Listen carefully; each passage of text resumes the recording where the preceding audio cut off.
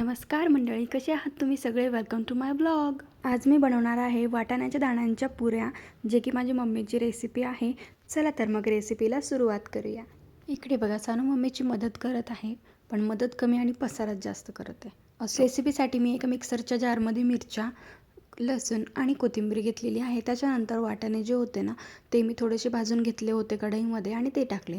त्यानंतर मम्मीने इकडे मिक्सरमधून मला मिक्सचर काढून दिलं आणि हे सर्व मिक्सचर आपल्याला गव्हाच्या पिठामध्ये टाकून मीठ टाकून थोडंसं मळून घ्यायचं आहे छानपैकी. पीठ चांगलं मऊ होण्यासाठी त्याला अर्धा तास तसंच ठेवून द्यायचं आहे साईडला. त्यानंतर मी इकडे पुऱ्या बनवायला घेतल्या होत्या. मला वाटाण्याचे दाणे ना कच्चेच खायला आवडतात. मी कधीच म्हणजे मला ना खिचडीमध्ये आवडतं ना पुलावमध्ये आवडतं, कसंच नाही. मी कच्चेच दाणे खायचे अगोदर, पण मला मम्मीने त्या दिवशी ही रेसिपी सांगितली ना, मला एवढे आवडले, मी यानंतर फक्त आणि फक्त हेच बनवून खाणार आहे त्याचे. अशा प्रकारे पूर्ण पुऱ्या मी लाटून घेतल्या आणि त्यानंतर तळून घेतल्या आणि एवढं छान फुगतात पण ना, मला वाटलं नव्हतं की हे फुगतील पण एवढा छान. तुमच्याकडे पण बनतात का या वाटाण्याच्या दाण्यांच्या पुऱ्या?